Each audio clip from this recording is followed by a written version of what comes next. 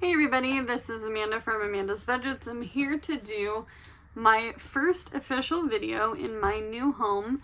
If you are new to my channel, welcome. My name is Amanda. I am 34 years old. I live in Oregon. I'm an all-cash budgeter. I do cash stuffing, sinking funds, savings challenges, all on a low income because this is a budgeting channel.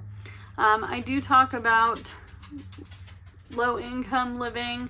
I talk about being on a very tight budget. I also show you guys my realistic low income budget and how I am frugal, how I save money. We go over all of the things, including my bills. So if you are interested in something like that, please go ahead and hit that like and subscribe bell. It really helps the algorithm of my channel. If you are a returning subscriber, an oldie but a goodie, and you're an original, welcome back. If you do not know, I purchased this 1966 single-wide manufactured home. It does have an addition on the side of it. It is a 3-bedroom, 1-bath. I have literally been waiting for this moment for so long. I don't even know where to begin. I am like completely in shock. I'm not fully comfortable with doing a walkthrough video yet because of the fact that I'm still unboxing all of my stuff and we're still wrapping up the other house. I will do a empty townhome tour so that way you guys could see what my place looked like. We'll give it its good goodbye. I'll hand over the keys to the previous landlord so that way I don't have to worry about it anymore. I do not own the land that my mobile sits on. I do have to pay space rent, but I am saving quite a bit of money. I also found out in an email from my landlord, because I asked her, well, what if I didn't want to leave this? How much would you charge me for this? She is charging $1,650 for new renters to move in, which is craziness to me because I was already paying $1,300. It was going up 10%, so quite a bit. For what it is. I did not have a washer and dryer. I do have a washer dryer hookup here. However, because I had to purchase a fridge and a stove, I do not have a washer yet. So I do have to still budget for December going to the laundromat, which it is what it is. It's been very expensive. However, I'm hoping, crossing my fingers, because I live in a very small area, quite a bit of ways from my other town that I was living in, that maybe I'll find a nice mom and pop laundromat. We'll see. So you're probably wondering, what is all the stuff on my desk? Why is my desk so tiny? My desk is tiny because the brown desk I was using in all my other videos as of recent did not fit in this room. This room is not very big. I am utilizing my other room for children. I also am utilizing the other room because it's my bedroom, and this is the smallest room, which may or may not stay an office. We'll see. We have some definite changes to our household, meaning that I don't have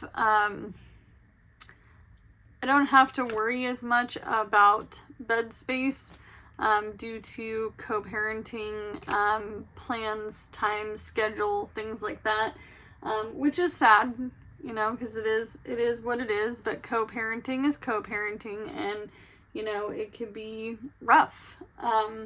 I do co-parent 2 young boys, 12 and going to be 9 in about a week. And it's been a journey being a boy mom. So this is now blank. I pulled the pages out of this. This is our plan for 2024. It is just a composition book from the Dollar Tree. Easy peasy, pen and paper. When in doubt, write it out kind of a situation. So that's what we're going to be using. Why did I end the original plan so that way I could rewrite another plan? Because so many things are changing, and we'll go over a lot of that in this video. And then we have our previous yearly budget Happy Planner. I love Happy Planner, and one day I'm going to make my own planner, but that's not going to be today. And it's not going to be this year. I'll be working on one for next year because I want to be pristine about how I want my stuff to look, how I want it to feel when I do my budgeting. However, this worked great for bare bones basic budgeting. It doesn't have enough pages, but we'll make it work because we only have December left in this particular budget planner. So we're going to be working on December. I'll go over that in a few minutes. And then this is just a simple, basic, yearly, 12-month daily planner. I thought it was really pretty. I liked it. Every day is a fresh start. And the fact that this was only $9.99 at Ross made me really excited. No, I won't be able to punch anything into this because I don't have this kind of a hole punch, but that's okay. It is what it is. So for January, it will be set up a lot differently. I am going to be putting stickers over the wording that doesn't work for my budget.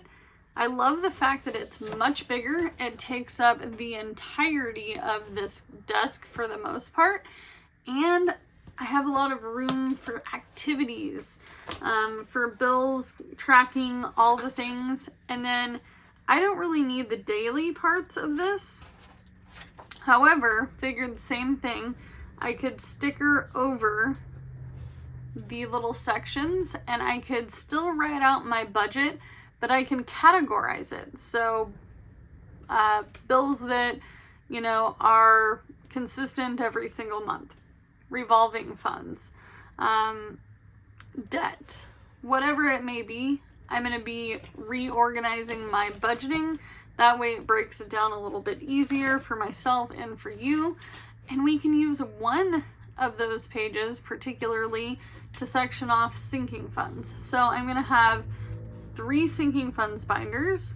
One is going to be for my high priority stuff, and that includes emergency fund, long-term savings, and some other big ticket items I haven't been ready to talk about yet. No babies, I can tell you that. Nobody leave me no bad juju in that comment box. I need to keep my legs closed. I laugh at that because, you know, I don't know. I've left the door open. We're leaving the door open, but we're not leaving the door open. Does that make sense? Anyway, long story short, we can categorize it. I'm going to have a revolving sinking fund binder as well, where funds are going to not be as trackable because I'm going to be utilizing the funds that go into that revolving sinking funds binder. This could be kid related, this could be family related, this could be small business related, it could be anything. Somebody asked me in a comment long ago what my ultimate dream job would be, and I think self-employment, but I also think I like working in food. I've thought about maybe even saving for my own food cart, something like that. Super popular in my area, and because I live in a very small town, they need businesses. Things are going to be booming here, so I can see people migrating this way because the cost of living is ridiculous. So let's get on with our current budget. We're going to go over the changes, and you're probably going to go with a shock, right? At least I think you are. I don't know. We'll see. Everything has definitely changed. You're going to see that by the thumbnail of the title of this video. But we're going to get into the budget. And we're going to talk about all the things and why I do what I do. So I don't have any December stickers for this yet. I want to deck this out because we're decking the halls over here pretty soon, because once we are done moving all of our stuff, which, by the way, when in doubt, throw it out. If I haven't seen it in 6 months to a year and it doesn't pertain to a holiday, bye-bye. It's got to go. Small space, smaller space than previous place.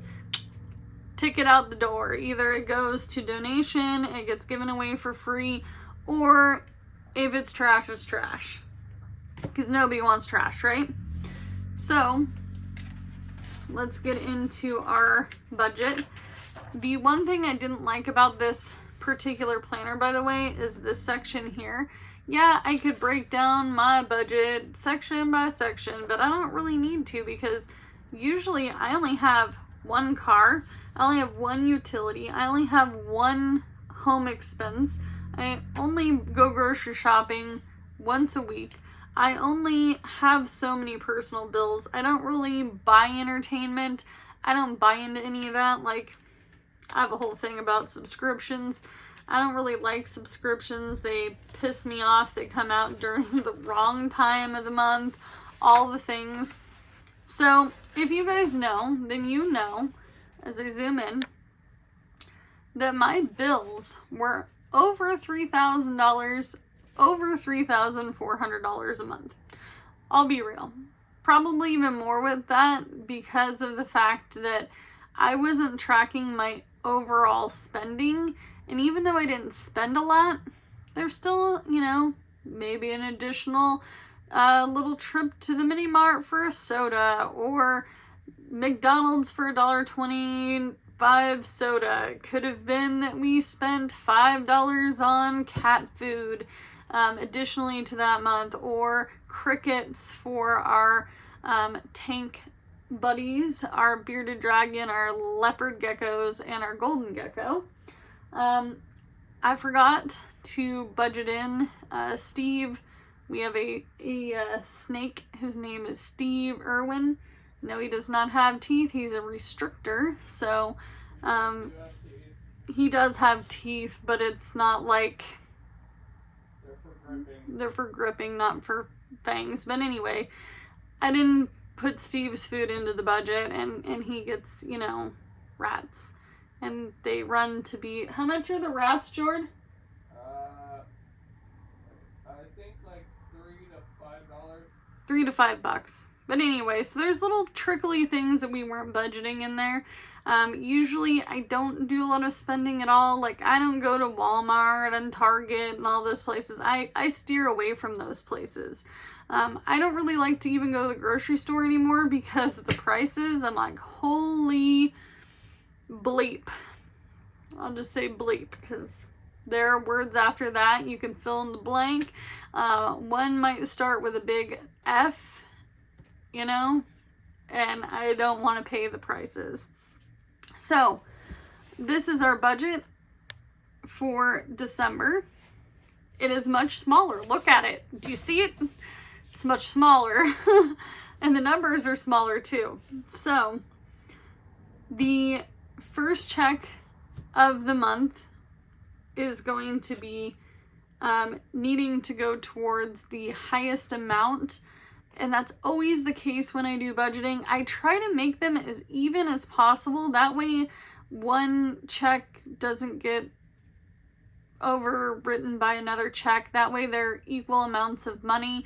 Down the road, I'm hoping that that will be the case, considering there is going to be a lot of changes in Amanda's budgets for 2024. And we're going to go over that in another video.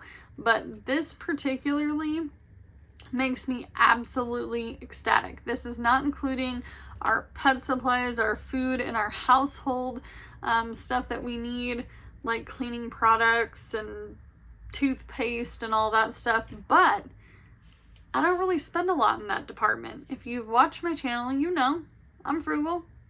I I'm so cheap, sometimes I squeak when I walk. So we have our space rent, which is much lower, $275 every 2 weeks.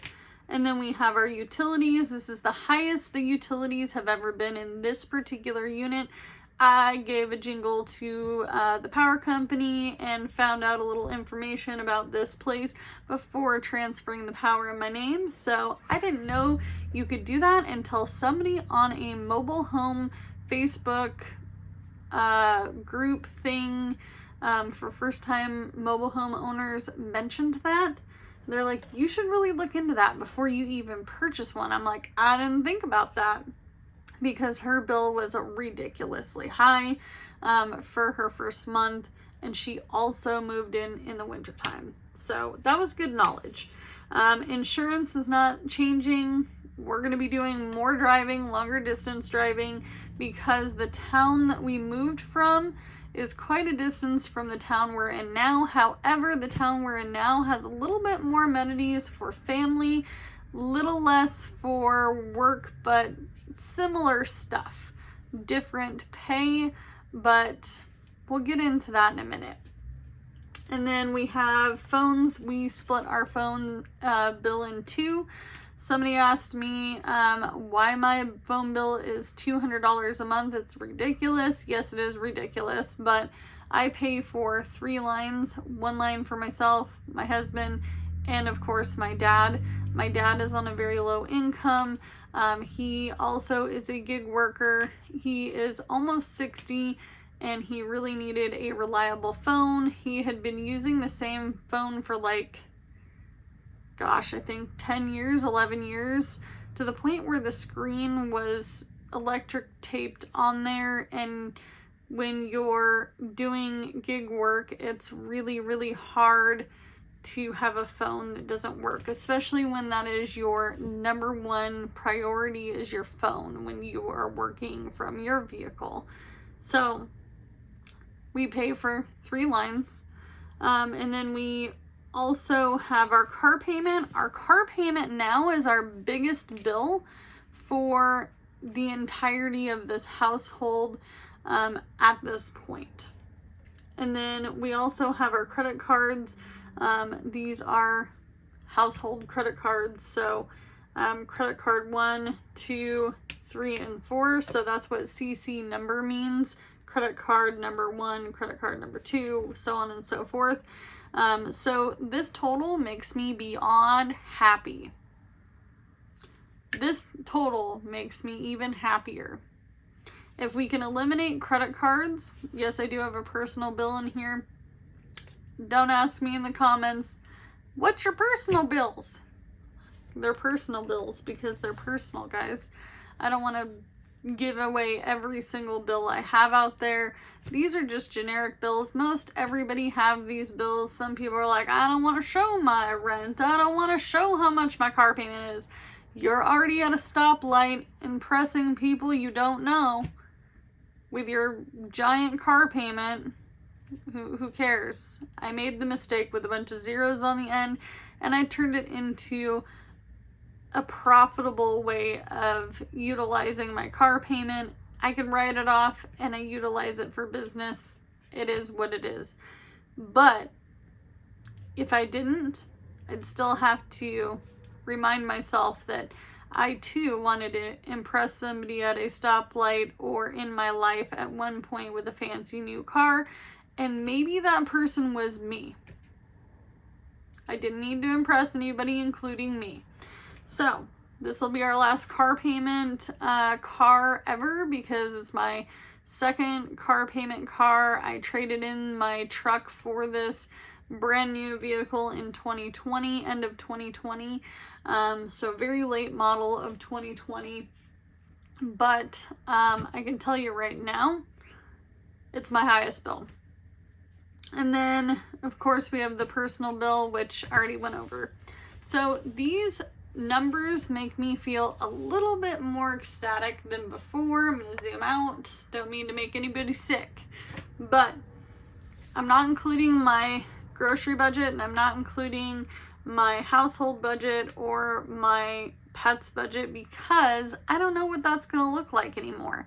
I have a crap ton of canned food, dry food, freezer stuff that needs to be worked through. A friend of mine who is staying this weekend to help us with the move. We've been going through canned stuff. Anything we really won't eat that we thought we were going to eat or was given to us. I do have a friend that bulk shops as well, and then she's like, do you want this? And I'm like, sure. But if I don't want it, it's still in date. It's going to go to a family in need who needs the food. Some of this stuff is just stuff that we have to eat through, go through, maybe go, do we really think we're going to eat that, or can somebody else use it? I do that usually twice or 3 times a year with my big 7.1 cubic foot freezer. So I am going to leave that alone in the budget because I might not be spending as much this month as I would next month. However, I do want to do a bulk meat shop coming up at the beginning of the year, either in January or February. We will see how things go. Now, to the title of this video, you're probably wondering why I quit my job. I also want to disclose my husband quit his job. Multiple reasons why we quit these jobs. One reason, we tried to make accommodations with our pizza jobs plural, delivery driver husband, Amanda, overlord, I'll explain that in a minute. But the reason we quit our jobs is because it's quite a drive. Winter is coming. We've already drove through ridiculous, crazy weather. We've had a lot of issues with ice, snow, things starting to frost over. We drove through crazy, scary, freezing fog. Crazy scary. It was just myself and my husband in the car, and literally he even told me he was holding his breath while driving. We could not see probably 4 feet in front of the car.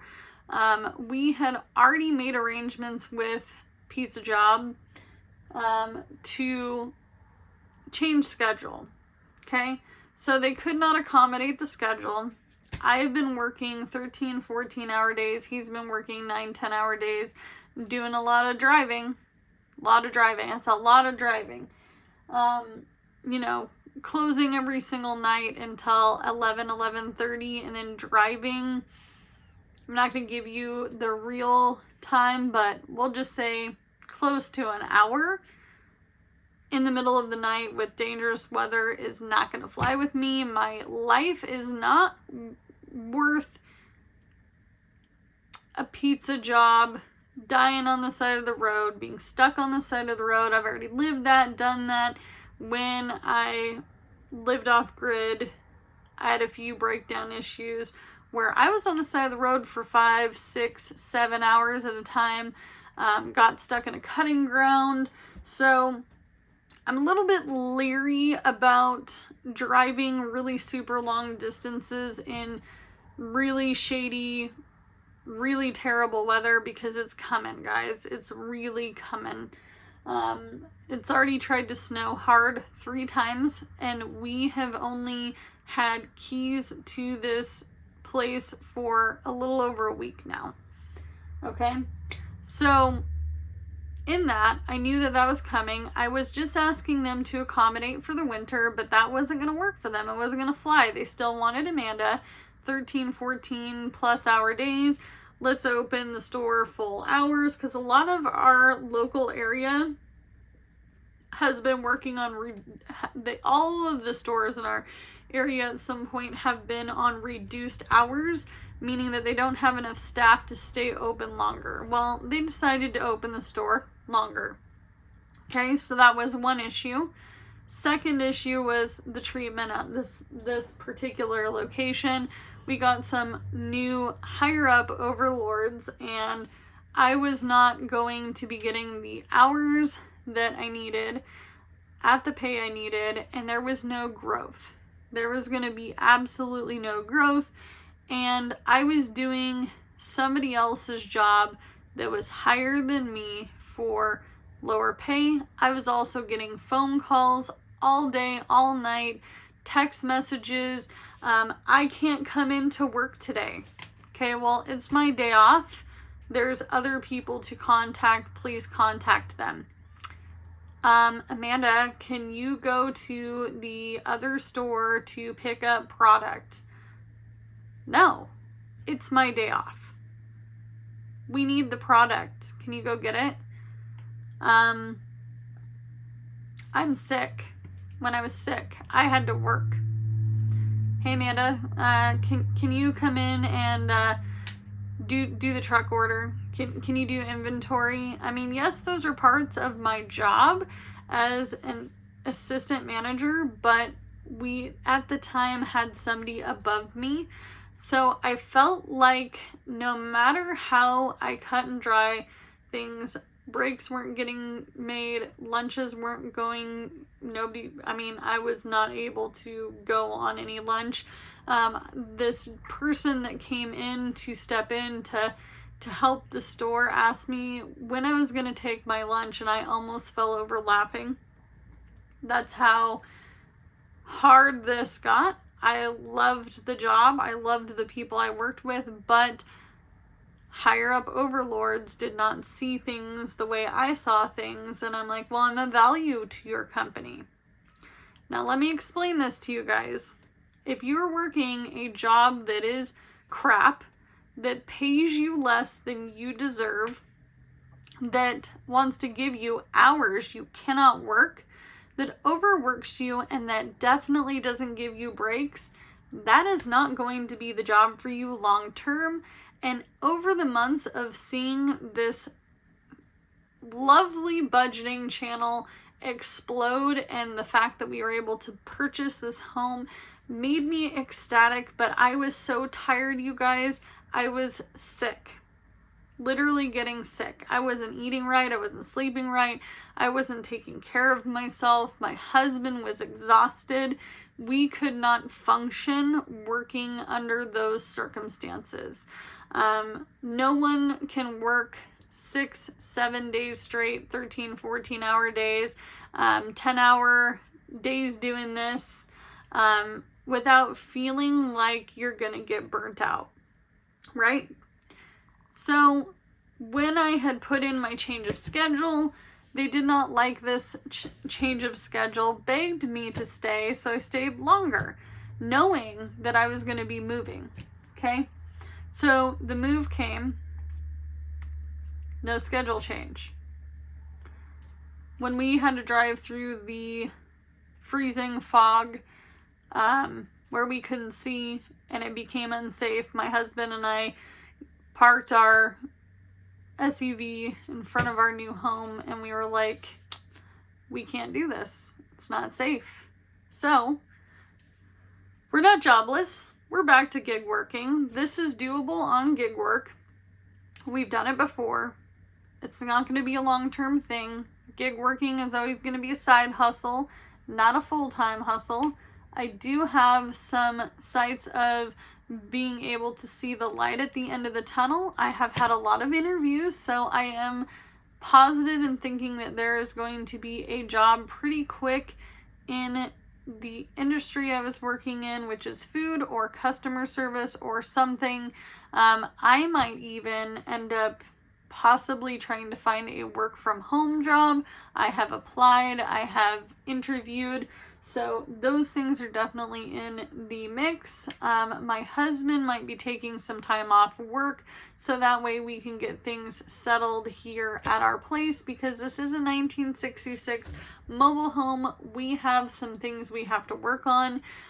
We did have some projects that we did put some money into, and that's why I didn't do a budget, and I just bare bones budgeted for the rest of November. But those things are now handled for the most part. We also have kids going on winter break, so there will be 2 weeks where I'm going to need a human adult with children. So I appreciate everybody who watches this channel. Please be kind with your comments. Know that I did my best to try to keep this job. I know I don't have to say any of this to you guys, but I am a very transparent person. I am a low income budgeter. I am here to prove to you guys that you can do anything that you can put your mind to. I went from homelessness to budgeting, to working multiple jobs, to gig working, to having an Etsy shop, to working long, ridiculous hours, to saving a bunch of money, stockpiling my money, not worrying about my debt at the moment because my debt is very minimal. I already went through a debt journey once. I know I've said it a million times, but I got $10K out of debt. That was a lot of random debt for me. None of it was credit cards, student loans, or any other loans. It was just crap on my credit I didn't pay. So if you are in need, if you guys need somebody to talk to, consult with, I am not a professional. I don't budget for profession. I budget for me. And this is what works for my family. But if you're on a low income and you're like, how did you do that, Amanda? Please hit me up on Instagram. I'm on Instagram. Leave me a comment below. And I'll see you in the next one. Do what you can with what you got. Bye, guys.